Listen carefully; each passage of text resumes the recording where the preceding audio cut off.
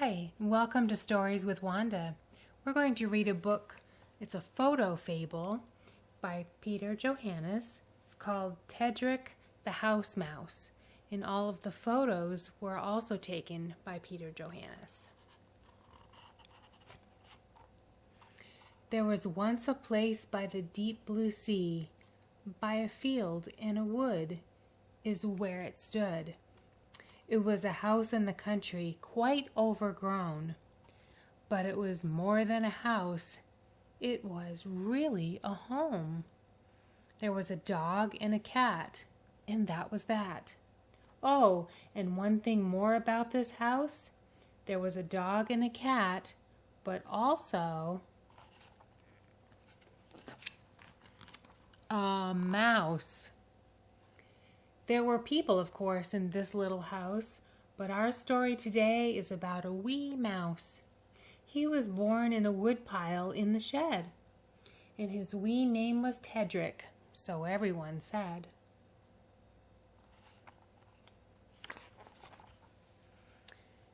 There was Puma the cat, who loved to take showers, and Rico the dog, who loved to smell flowers.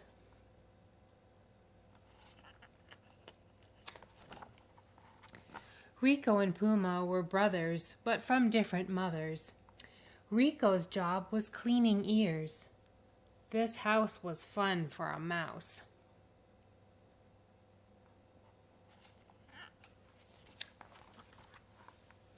There were good books to read. There were fun things to see and fun things to do.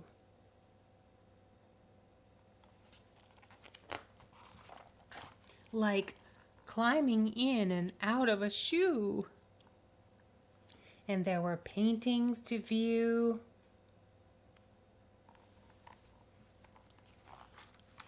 And art to climb through.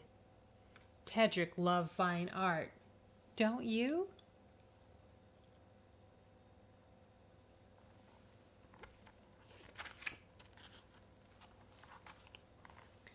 There were toys, but no children anywhere, so he could pretend to drive without care.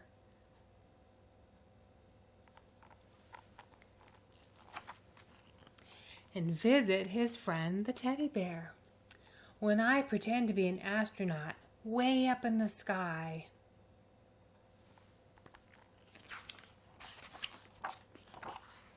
This broom could be my rocket ship, said Tedric with a sigh.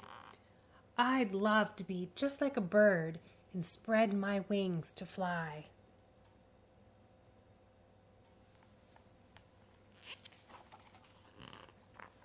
The world was big beyond his house, so many things to see. There were woods and butterflies and every kind of tree. There were squirrels and birds and flowers and lovely summer showers. Sometimes he sat outside on a sunny garden wall, and from this perch he had a view where he could see it all.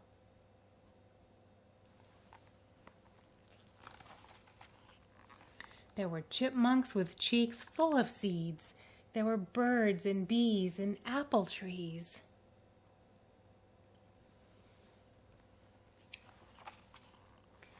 There were sheep nearby, and horses too.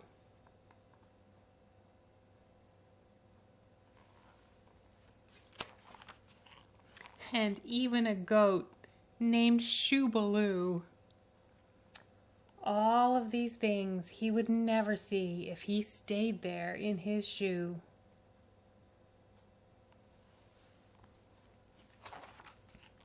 Meanwhile, back at the house, the day was moving on.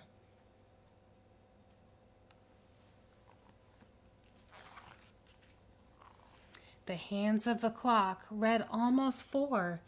It was time for the cat's milk down on the floor.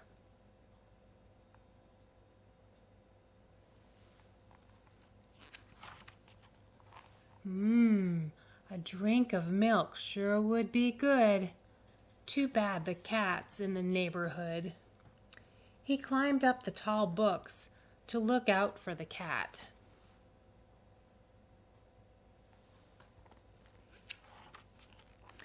I'll sneak down low.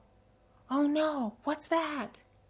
He looked straight up and saw the cat. The cat looked back, and that was that.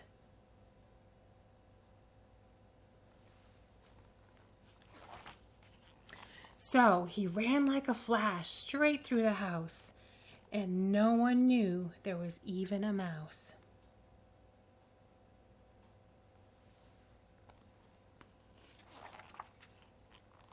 When the coast was clear, he would try once more. Just then, he heard a loud cat snore. "The cat is asleep," he said, with a peep. So he flew past the mirror and down through the house and leaped from the books like a super mouse.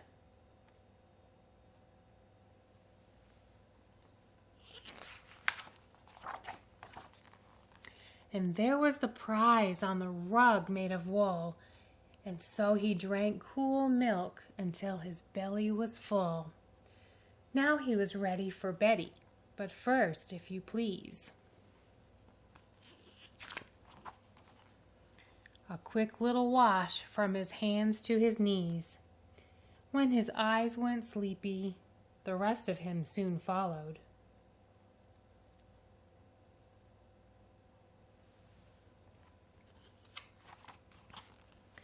The next morning, Tedric sat at the windowsill.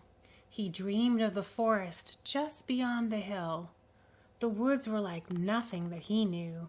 He said, "I just need a hole that I can slide through." In the garden shed, he found a hose that went through a crack. So he scampered down the hose and never looked back. The sky was so big, he felt like a speck. Before crossing the pavement, he did a safety check.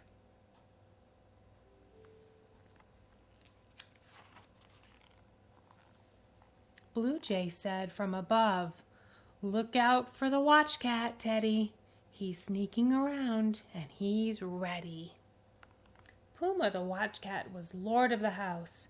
No one got by him. Well, perhaps just a mouse. Perry the chipmunk was eating some seeds by the gate. He made a quick dash and ran like a flash.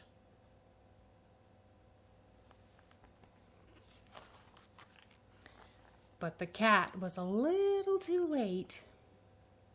Rico saw the little mouse as he left that little house, down the path, and quickly to the wood. He was gone for now, but surely not for good.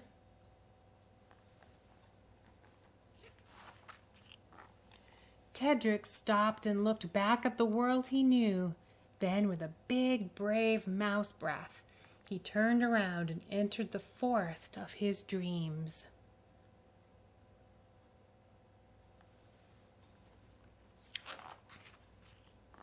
And that's how he left the little house for his journey to the wood. He was all alone, but he wasn't scared. He simply knew he could. With the last light of day, he sank into the comfort of the soft forest floor.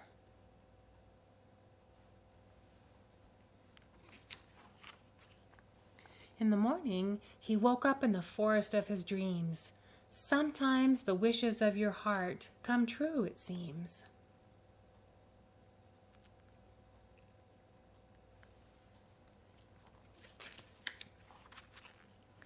The next day, he searched for a place he could use for a house, and he found a hole just right for a mouse.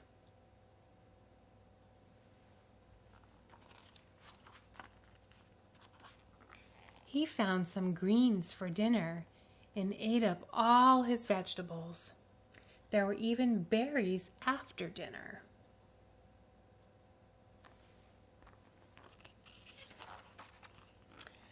And when it got dark, Teddy went to bed and had a lovely sleep. That night he dreamed of home in each familiar face.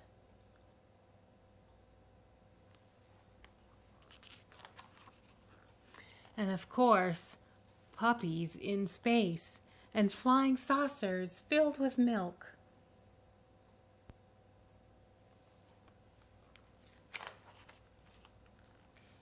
In the morning, his dream was still in his heart. When he looked up, he saw a bird with very sharp feet.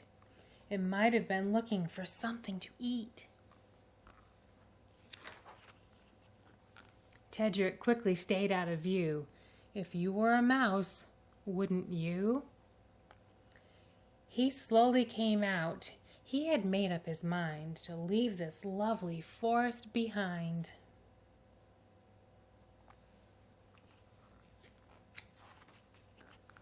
Teddy loved his forest, but the heart of this mouse just belonged in that house. And there he felt tall, but here he felt small. I feel so alone. I just want to go home. I'll climb a big tree so that I can see the path to my house, said that smart little mouse.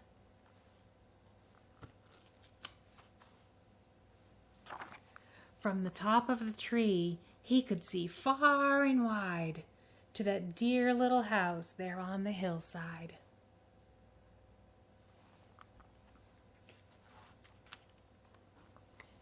Now he knew the way home.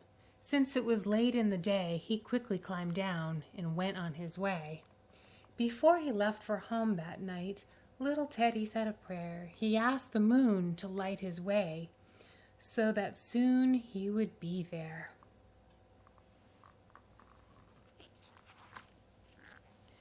So he made a brand new start, back to his home, back to his heart.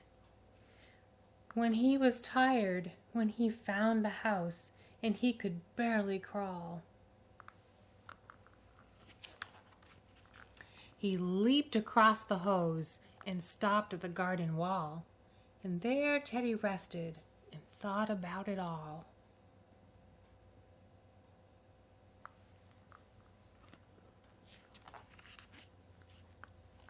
He crept into the house without a peep to find the dog and cat asleep.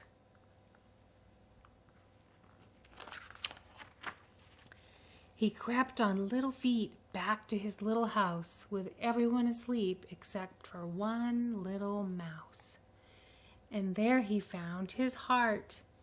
And though it seemed so silly that one should make a wish, yet there in the moonlight, believe it or not, was cool milk still in the dish.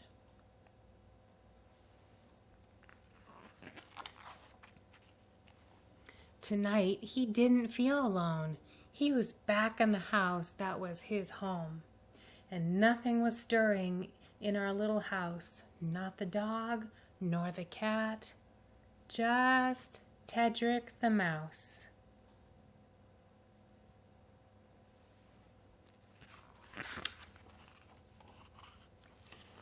And that's the end of the story. Thank you for listening. I'll see you again soon.